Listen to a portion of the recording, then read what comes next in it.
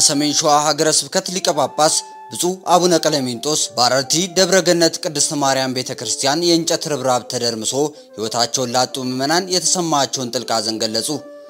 ብፁዕ አቡነ ቀለሚንጦስ በኢትዮጵያ ኦርቶዶክስ ተዋሕዶ ቤተክርስቲያን ጠቅላይ ቤተ ክህነት የሰንበት ትምህርት ቤቶች ማደራጃ መምሪያና የሰሜን ሸዋ ሀገረ ስብከት ሊቀ ጳጳስ በአረርቲ ደብረገነት ቅድስት ማርያም አዲስ በመሰራት ላይ የሚገኘው ቤተክርስቲያን የእንጨት ርብራብ ተደርምሶ ሕይወታቸውን ላጡ ምዕመናንም የተሰማቸውን ጥልቅ ሐዘን ገልጸዋል።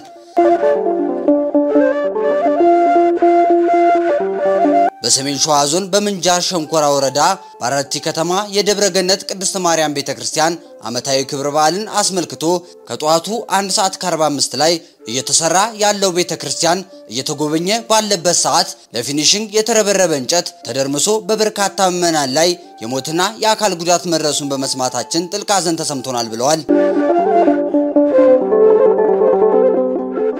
የቤተክርስቲያኑ ግንባታ ተጠናቆ ምርቃቱን በጉጉት እየጠበቅን ባለንበት ያስከፊ ሐዘን በመከሰቱ ጥልቅ ሐዘን ተሰምቶናል። ሐዘኑ የአረርቲ ደብረገነት ቅድስት ማርያም አገልጋይ ካህናትና የከተማዋ ምዕመናን ብቻ ሳይሆን የመላው ኦርቶዶክሳውያን ሐዘን ነው። በደረሰው ጉዳትም ልባችን ተሰብሯል ያሉት ብፁዕነታቸው ለካህናቱና ለሕዝበ ክርስቲያናቱም መጽናናትን ተመኝተዋል።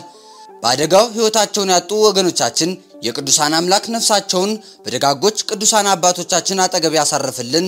ጉዳት ደርሶባቸው በጤና ጣቢያና በሆስፒታል በሕክምና ላይ ለሚገኙ ወገኖቻችንም ፈጣሪ በምህረት እንዲጎበኘን እንጸልያለን ብለዋል። በአደጋው ከ30 በላይ ምዕመናንም ሕይወታቸውን እንዳጡም የደረሰ መረጃ ያመለክታል።